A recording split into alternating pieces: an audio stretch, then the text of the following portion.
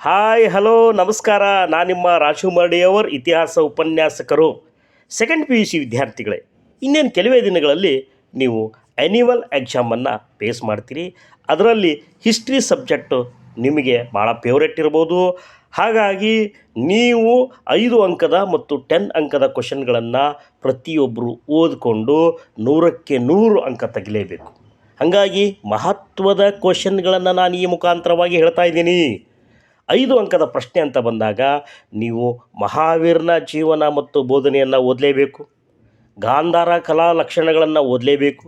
ಹರ್ಷವರ್ಧನನ ಸಾಧನೆಯನ್ನು ಓದಲೇಬೇಕು. ಚೋಳರ ಗ್ರಾಮಾಡಳಿತವನ್ನು ಓದಲೇಬೇಕು. ಸಿಂಧೂ ನಾಗರಿಕತೆಯ ನಗರ ಜೀವನವನ್ನು ಓದಲೇಬೇಕು. ಶಿವಾಜಿಯ ದಿಗ್ವಿಜಯವನ್ನು ಓದಬೇಕು. ತಾಳಿಕೋಟೆ ಕದನ ಮತ್ತು ಪರಿಣಾಮಗಳನ್ನು ಓದಬೇಕು. ಮಹಮ್ಮದ್ ಗವಾನನ ಸಾಧನೆಯನ್ನು ಓದಬೇಕು. ಪ್ಲಾಸಿ ಕದನದ ಕಾರಣ ಮತ್ತು ಪರಿಣಾಮಗಳನ್ನು ಓದಬೇಕು. ಟಿಪ್ಪುವಿನ ಹೋರಾಟಗಳನ್ನು ಓದಬೇಕು. ಸ್ವಾಮಿ ವಿವೇಕಾನಂದರ ಒಂದು ಚರಿತ್ರೆಯನ್ನು ಓದಬೇಕು. ಕರ್ನಾಟಕ ಏಕೀಕರಣ ಚಳುವಳಿಯನ್ನು ಓದಬೇಕು. ಇದರಲ್ಲೇ ಭಾಳ ಇಂಪಾರ್ಟೆಂಟ್ ಕ್ವಶನ್ ಏನಪ್ಪ ಅಂದ್ರೆ ಗಾಂಧಾರ ಕಲೆ ಲಕ್ಷಣಗಳು, ಚೋಳರ ಗ್ರಾಮಾಡಳಿತ, ಸಿಂಧೂ ನಾಗರಿಕತೆಯ ನಗರ ಯೋಜನೆ, ತಾಳಿಕೋಟೆ ಕದನ ಮತ್ತು ಪರಿಣಾಮ, ಪ್ಲಾಸಿ ಕದನ ಕಾರಣ ಮತ್ತು ಪರಿಣಾಮ, ಸ್ವಾಮಿ ವಿವೇಕಾನಂದರ ಜೀವನ ಚರಿತ್ರೆ, ಕರ್ನಾಟಕ ಏಕೀಕರಣ. ಇದರಲ್ಲೇ ಭಾಳ ಇಂಪಾರ್ಟೆಂಟು. ನೀವು ಇಷ್ಟು ಓದಿದ್ರೆ 5 ಮಾರ್ಕ್ಸ್ ಅಂಕದ ಪ್ರಶ್ನೆಗಳನ್ನು ಯಾವುದೇ ಕಾರಣಕ್ಕೂ ನೀವು ಮಿಸ್ ಮಾಡೋದಿಲ್ಲ, ನೀವು ಬರಿತೀರಿ.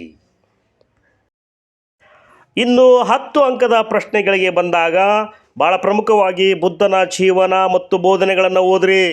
ಅಶೋಕನ ಜೀವನ ಮತ್ತು ಸಾಧನೆಗಳನ್ನು ಓದ್ರಿ. ಗುಪ್ತರ ಸುವರ್ಣಯುಗವನ್ನು ಓದ್ರಿ. ಮಹಮ್ಮದ್ ಬಿನ್ ತೊಗಲಕ್ಕನ ಆಡಳಿತದ ಬಗ್ಗೆ ಓದ್ರಿ. ಅಕ್ಬರ್ನ ಜೀವನ ಮತ್ತು ಸಾಧನೆಗಳ ಬಗ್ಗೆ ಓದ್ರಿ. 1857ರ ಪ್ರಥಮ ಸ್ವಾತಂತ್ರ್ಯ ದಂಗೆಯ ಕಾರಣ ಮತ್ತು ಪರಿಣಾಮಗಳನ್ನು ಓದ್ರಿ. ನೆಕ್ಸ್ಟ್ ಲಾಸ್ಟ್ ಒನ್, ರಾಷ್ಟ್ರೀಯ ಚಳುವಳಿಯಲ್ಲಿ ಗಾಂಧೀಜಿಯ ಪಾತ್ರಗಳನ್ನು ಓದ್ರಿ. ಅದರಲ್ಲೂ ಭಾಳ ಇಂಪಾರ್ಟೆಂಟು ಬುದ್ಧನ ಜೀವನ ಮತ್ತು ಬೋಧನೆ ಬಂದೇ ಬರುತ್ತೆ. ಗುಪ್ತರ ಸುವರ್ಣಯುಗ ಬರುತ್ತೆ. ಅಕ್ಬರ್ನ ಜೀವನ ಸಾಧನೆ ಬರುತ್ತೆ. ನೆಕ್ಸ್ಟ್ 1857ರ ದಂಗೆ ಬರುತ್ತೆ. ಗಾಂಧೀಜಿ ಬಗ್ಗೆ ಬರುತ್ತೆ. ಓದ್ಕೊಳ್ರಿ, 100ಕ್ಕೆ 100 ಮಾರ್ಕ್ಸ್ ತೆಗೆದುಕೊಳ್ರಿ. ನೀವು ಮಾರ್ಕ್ಸ್ ತೆಗೆಯೋದ್ರಿಂದ ಕಾಲೇಜಿಗೆ ಹೆಮ್ಮೆ, ನಿಮ್ಮ ಫ್ಯಾಮ್ಲಿಗೆ ಹೆಮ್ಮೆ, ರಾಜ್ಯಕ್ಕೆ ಹೆಮ್ಮೆ, ದೇಶಕ್ಕೆ ಹೆಮ್ಮೆ ಹೇಳ್ತಾ ನೆಕ್ಸ್ಟ್ ಎಪಿಸೋಡಲ್ಲಿ ನಾನು ನಿಮಗೆ ಕಾಲಾನುಕ್ರಮದ ಬಗ್ಗೆ ಹೇಳ್ಕೊಡ್ತೀನಿ. ಥ್ಯಾಂಕ್ ಯು, ಧನ್ಯವಾದಗಳು.